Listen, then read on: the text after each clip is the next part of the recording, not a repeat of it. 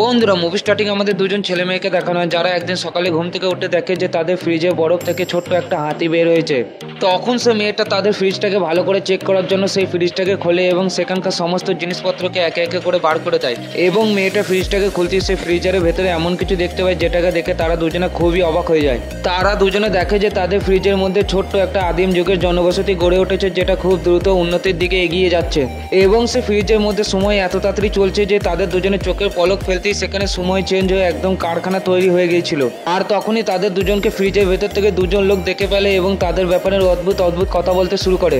কিন্তু মেয়েটা বাইরে থেকে তাদের সমস্ত কথাই শুনতে পাচ্ছিল আর সে তাদের দুজনের কথা শুনে মুচকি করে হেসে ফেলে। কিন্তু এরপর যখন ছেলেটা ফ্রিজের দিকে মুখ বাড়িয়ে দেয় সেখানকার শহরটাকে ভালো করে দেখার জন্য, ঠিক সেই সময় সেই শহরের মধ্যে একটা পরমাণু বোম এসে পড়ে আর সেই ছেলেটা পরমাণু বোমের আঘাতে ফ্রিজ থেকে দূরে ছিটকে পড়ে যায়। তখন মেয়েটা ছেলেটাকে দেখায় যে পরমাণু বোমের কারণে তার মুখটা একেবারে পুড়ে লাল হয়ে গেছে এবং তখন এই ছেলেটার মনটা খুব খারাপ হয়ে যায়। তখন তারা দুজনে বুঝতে পারে যে সেই ফ্রিজের ভেতরে নতুন এক যুদ্ধ শুরু হয়েছে, তাই তারা দুজনে সেই ফ্রিজটাকে বন্ধ করে দেয়।